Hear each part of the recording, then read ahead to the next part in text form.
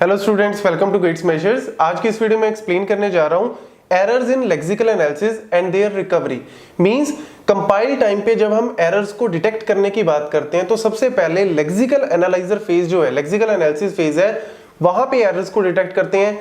Syntax के phase में हम सिंटेक्स एरर्स को डिटेक्ट करते हैं और फिर सिमेंटिक वाले फेज में सिमेंटिक एरर्स को डिटेक्ट करते हैं।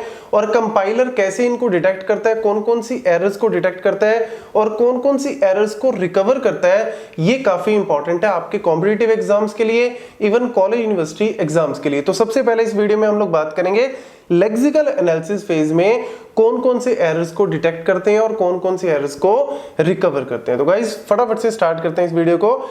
Types of errors detected by the lexical analyser.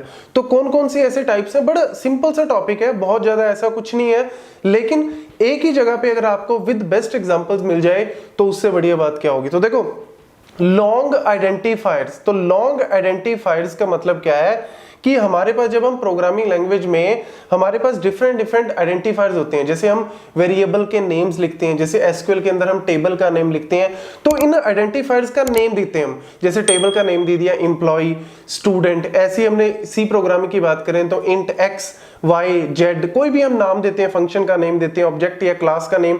तो वहां पे जब हम उनका नेम देते हैं तो उनकी एक फिक्स्ड लेंथ होती है, वो लेंथ से बाहर जो है वो नहीं होना चाहिए। जैसे मैं सिंपल से एग्जांपल दूं, टेबल का नेम है, जैसे ओरेकल के अंदर मैं कोई भी टेबल बना रहा हूं, क्रिएट टेबल, टेबल नेम, और टेबल का नेम मैंने दे दिया student underscore detail underscore current detail underscore previous detail underscore. मतलब इस तरीके से मैं टेबल का नेम बहुत बड़ा अगर दे देता हूं तो होगा क्या, वो एरर दे देता है लॉन्ग आइडेंटिफायर। तो ये एरर जो है वो कौन से फेज में डिटेक्ट हो जाती है, लेक्सिकल एनालिसिस, मतलब पहले ही फेज में ये एरर जो है वो डिटेक्ट हो जाती है। तो आपको ओरेकल वाली एरर जो है वो शो कर देगा।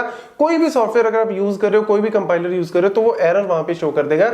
ओरेकल में जैसे अगर हम वही एग्जांपल चल ही रहा है तो मैं उसमें बता दूं कि 30 लेंथ, जो उसकी आइडेंटिफायर की लेंथ है वो मैक्सिमम 30 कैरेक्टर की होनी चाहिए। ठीक है, तो यहां पे हम जो भी कंपाइलर यूज करें, जो भी हम फंडा यूज करें, उसके अकॉर्डिंग हम उसकी लेंथ जो है वो आइडेंटिफायर की दे सकते हैं। अगर बड़ी होगी तो वो एरर यहाँ पे डिटेक्ट हो जाएगी। Then too long numerical literals, मतलब हम कोई भी फॉर एग्जांपल x की वैल्यू है, इंट x मैंने लिया, int x is equal to, let's say मैंने वैल्यू दे दी 9 8 7 6 5 4 3 2 1, इस तरीके से मैंने कोई वैल्यू दे दी x की।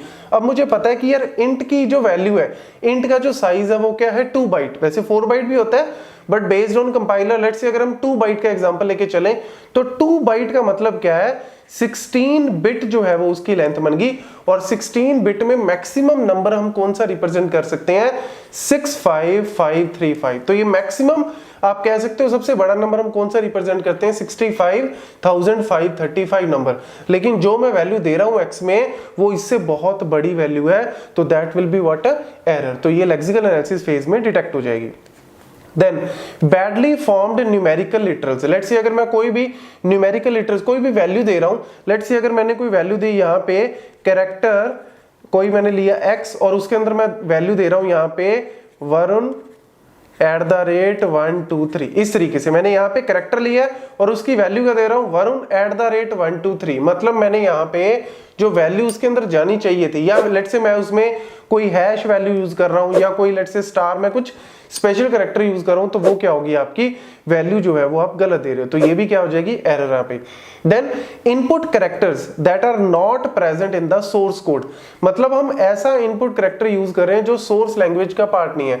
जैसे सी लैंग्वेज है, जो उसका कंपाइलर है वो इंग्लिश लैंग्वेज में लिखा हुआ, अब मैं उसके अंदर कोई हिंदी का कीवर्ड जो है वो यूज कर रहा हूं या फिर पंजाबी का कोई कीवर्ड यूज कर रहा हूं, तो ऑब्वियसली वो एरर यहाँ पे देगा।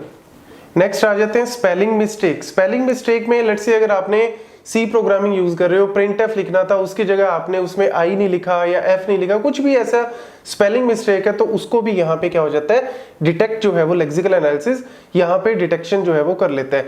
तो ये डिटेक्शन बहुत जरूरी है। अब ये डिटेक्शन के बाद होता क्या है कि कुछ यहाँ पे रिकवरी के भी प्रोसेस है। अगर ये रिकवरी के प्रोसेस सक्सेसफुली वर्क करते हैं then it is okay, otherwise फिर यूजर को क्या हो जाता है, यूजर को नोटिफिकेशन चला जाता है कि भैया ये एरर है, इसको ठीक करो। कौन कौन सी ऐसी चीजें चीजें जो ये ठीक कर देता है कंपाइलर खुद ही, जैसे डिलीट, जिसको हम पैनिक मोड रिकवरी भी बोलते हैं। Unknown characters are deleted. जैसे लेट्स से आपने एक इंट लिखा, अब इंट लिखते टाइम आपने गलती से डबल टी लिख दिया, तो ये जो है वो क्या कर देगा, एक टी को यहाँ पे डिलीट कर देगा, ठीक है। तो इससे क्या होगा, आपका एरर जो है वो रिमूव हो जाएगा।